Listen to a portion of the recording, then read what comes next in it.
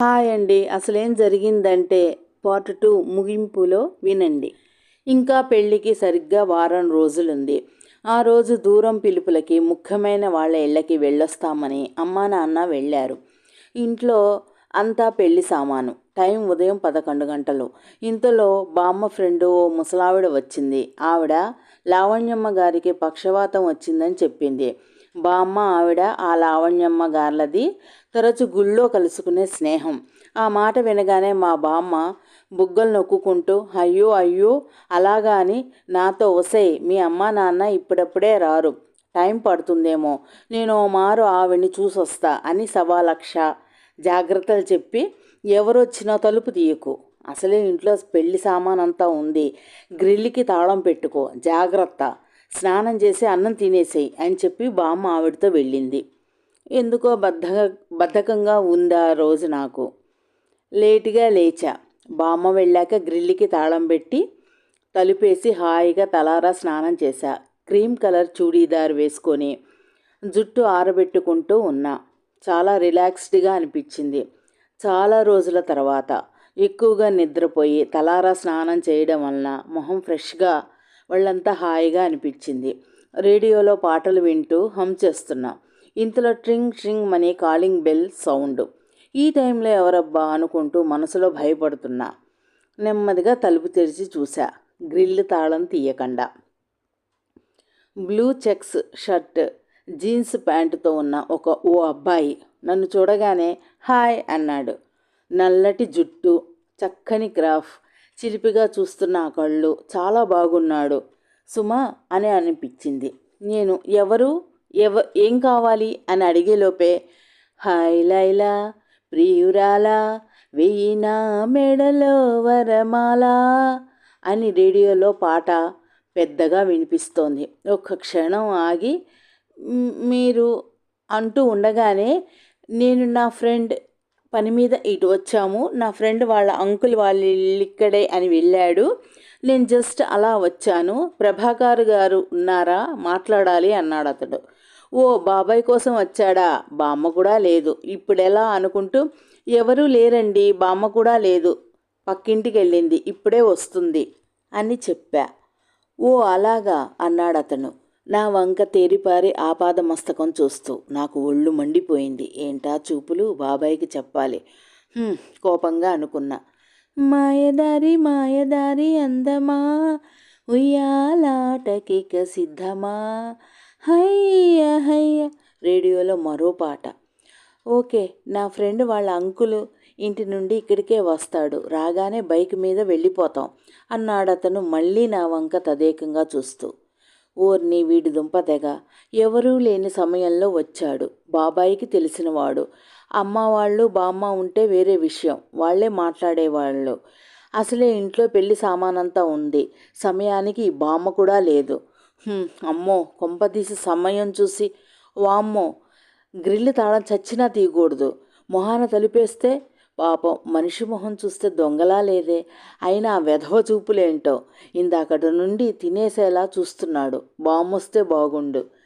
బలపంపట్టి బామ్మ ఒళ్ళో ఏ నేర్చుకుంటా.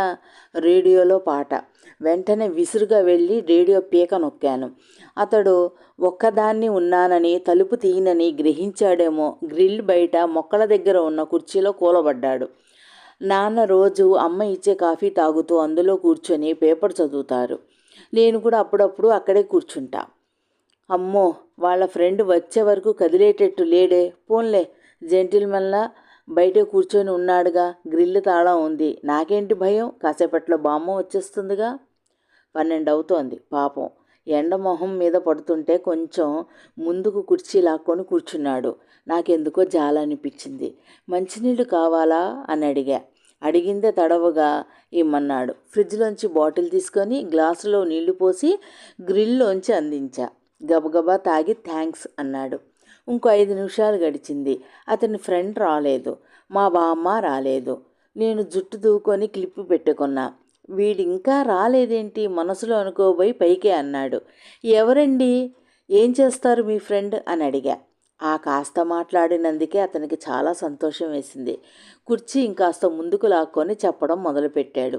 నేను ఓ చిన్న ప్లాస్టిక్ స్టూలు పీట తీసుకొని గ్రిల్ ఇవతల వేసుకొని కూర్చున్నా. గ్రిల్ బయట అతను, గ్రిల్ లోపల నేను. అలా మాట్లాడుకుంటుంటే మాకు టైం తెలియలేదు. నా అభిరుచులు, ఇష్టాలు, అతని జాబ్ గురించి, ఇష్టాల గురించి అలా ఎన్నో మాట్లాడుకున్నాము. మాటల్లో మంచివాడే అనే అభిప్రాయానికి వచ్చా. బాబాయ్ కోసం వచ్చాడుగా, పర్వాలేదులే. కొంచెం భయం పోయింది నాకు. కాఫీ తాగుతారా, పెట్టేవనా అన్నా. వద్దులే అన్నాడు. ఓ బిస్కెట్ ప్యాకెట్ తెచ్చి తినండి అని మళ్ళీ గ్రిల్లులోంచి ఇచ్చా. ఓ 2 తీసుకొని మళ్ళీ ప్యాకెట్ ఇచ్చేస్తూ ఈ డ్రెస్లో చాలా బాగున్నావు అన్నాడు. అమ్మ, మగబుద్ధి పోనిచ్చుకున్నాడు కాదు. కోపంగా చూశాను. ఏం అన్నట్టు కనుబొమ్మలు ఎగరేశాడు.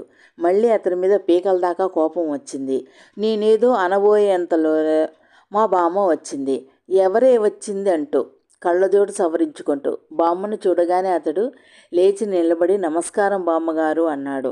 బామ్మ అతడిని తేరిపారి చూస్తూనే సంబరపడుతూ, నువ్వా బాబు, ఎప్పుడొచ్చావు, అమ్మా నాన్న బాగున్నారా అంటూ పలకరిస్తోంది. నేను బామ్మ వచ్చిందని గ్రిల్లు తీశా. అప్పటి వరకు గ్రిల్కి వేసిన తాళం తీసి బామ్మ వచ్చిందన్న ధైర్యంతో నేను బయటికి వచ్చా. అతనితో మాట్లాడిన బామ్మ ఠక్కున నన్ను చూసింది తీక్షణంగా. అతడు బామ్మతో ఏదో మాట్లాడుతూ లోపలికి వచ్చేశాడు. ఎంత ధైర్యం అలా వచ్చేస్తాడు, గుర్రుగా చూసా నేను. అతడు నవ్వుతూ రిలాక్స్గా సోఫాలో ఫ్యాన్ కింద కూర్చున్నాడు. ఈ బామ్మకు అస్సలు బుద్ధి లేదు, ఇద్దరమే ఉన్నాం, ఏదో చెప్పి పంపేయచ్చుగా అనుకున్నా నేను మనసులో. అతను బామ్మతో మాట్లాడుతున్నాడు. బామ్మ తనతో ఎంతో మర్యాదగా మాట్లాడుతోంది. ఇంతలో బైక్ సౌండ్ వినిపించింది. ఫ్రెండ్ వచ్చాడు. అతడు బామ్మకి వెళ్ళొస్తానని చెప్పి నాకు కళ్ళతోనే బై అని చెబితే కోపంగా మొహం తిప్పుకున్నా. అతన్ని గేటు వరకు సాగనంపిన బామ్మ ఇంట్లోకి వచ్చి తలుపేసింది. ఎంతసేపు అయిందే వచ్చి, ఏం మాట్లాడాడు చెప్పు అంది. 1 గంట పైనే అయింది బామ్మ అని చెప్పా. అవ్వ, మా రోజుల్లో ఇలాంటివేవీ లేవే తల్లి. అయినా నిన్నొక్కదాన్ని వదిలి వెళ్ళకుండా ఉండాల్సింది. పెళ్ళి కాకుండా పెళ్ళి కొడుకు పెళ్ళి కూతుర్ని చూడటానికి రావడం ఏంటి, ఎవరూ లేని సమయం చూసి, పైగా 1 గంట పైన ఉన్నాడన్నావు. ఏం మాట్లాడాడు, ఏమన్నాడు, ఎందుకొచ్చాడు, ఏం చేశాడు అంది బామ్మ నన్ను పరీక్షగా చూస్తూ. ఒక్క క్షణం నాకు నోట మాట రాలేదు. ఇతనా పెళ్ళి కొడుకు? మరి ఆ రోజు నేను చూసింది ఎవరిని? మైండ్ బ్లాక్ అయింది నాకు. అంటే ఇతడా పెళ్ళి కొడుకు, నా కాబోయే శ్రీవారు? అమ్మ దొంగ, తను చెప్పలేదు. ఇది కళా నిజమా ఏంటో సినిమాలో జరిగినట్టు అతని రూపం నా కళ్ళల్లో మెదులుతోంది. చిలిపిగా అతడు చూసిన చూపులు, ఇచ్చిన కాంప్లిమెంటు, తదేకంగా చూడటం, ఇష్టంగా మాట్లాడడం, గ్రిల్లు లోపలికి రానియక నేను కోపంగా చెప్పిన మాటలు అన్నీ గుర్తుకొచ్చి సిగ్గు ముంచుకొచ్చింది నాకు. పెదాలపై సన్నని నవ్వు, ఏవో ఊహలు. నీ దుంప తెగ, ఏం చేశాడో చెప్పమంటుంటే అలా గుడ్లప్పికించి చూస్తావేంటే, వెర్రి ముఖమా? బాగా మరుస్తుంది నా మీద చిత్రంగా. నాకు ఎప్పుడూ వచ్చే కోపం రాలేదు. అయ్యో బామ్మ, అసలేం జరిగిందంటే అంటూ మొత్తం జరిగింది చెప్పాను. అమ్మయ్యా, అంతే కదా, నిజమేనా అంటూ గుండెల మీద చేయి వేసుకొని స్థిమితపడింది బామ్మ.